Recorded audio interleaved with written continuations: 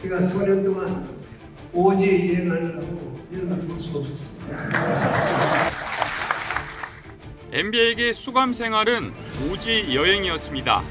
지난 12일 이명박 전 대통령은 제주도에서 열린 2023 중소기업 리더스 포럼에 참석해 기조연설을 했습니다. 그의 공개연설은 2018년 뇌물과 횡령 혐의로 구속 기소된 이후 5년여 만입니다. 지난해 연말 사면 복권 받은 이후 첫 연설이기도 합니다. 이 전 대통령은 기조 연설문에 많은 얘기를 담았습니다.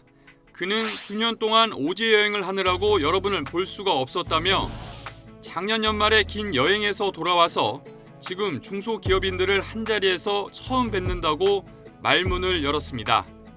오지 여행, 긴 여행, 자신의 수감 생활을 빗댄 말들입니다. 재임 시절에 있었던 미국산 쇠고기 수입 파동도 언급했습니다.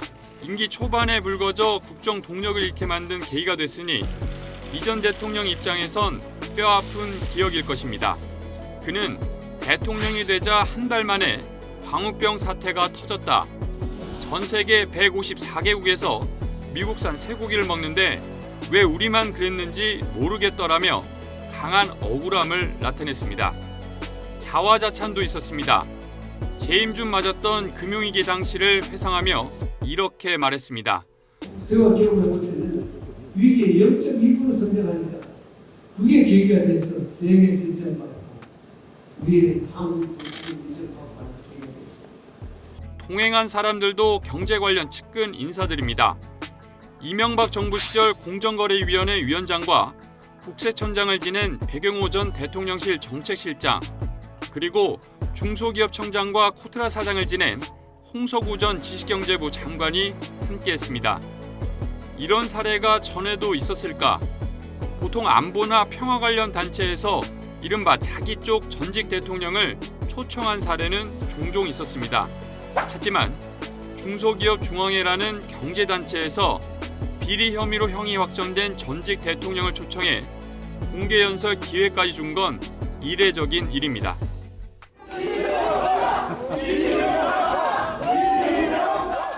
어느 정도 예견된 보폭 확대입니다. 지난 5월 이 전 대통령은 서울 한복판에 있는 청계천을 찾았습니다.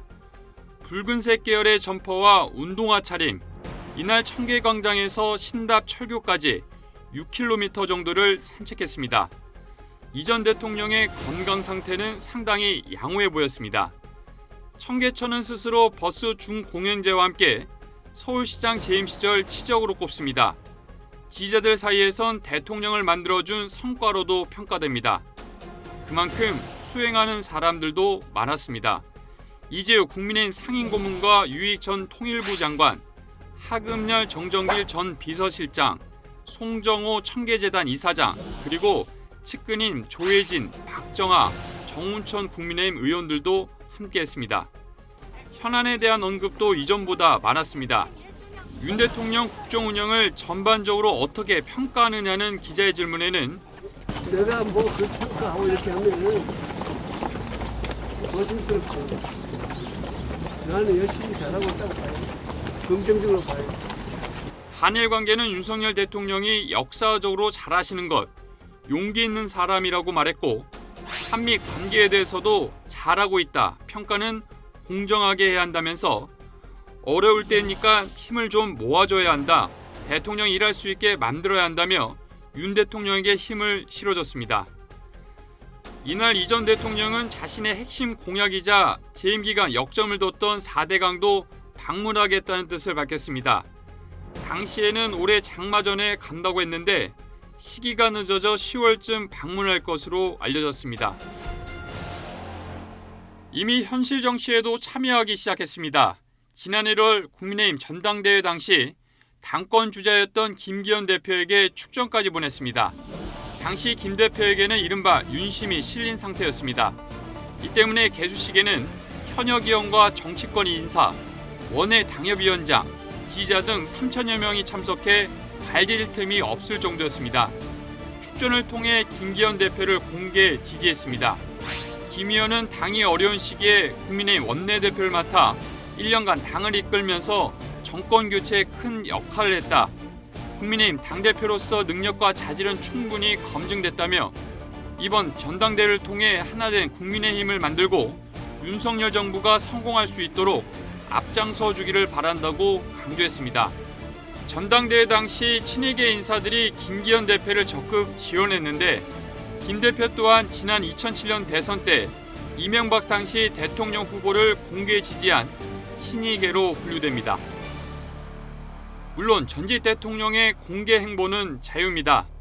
우리나라 전직 대통령들 가운데 퇴임 이후 불행한 생활을 한 경우가 많아서 공개 행보에 대한 선택의 여지가 적었던 것도 사실입니다.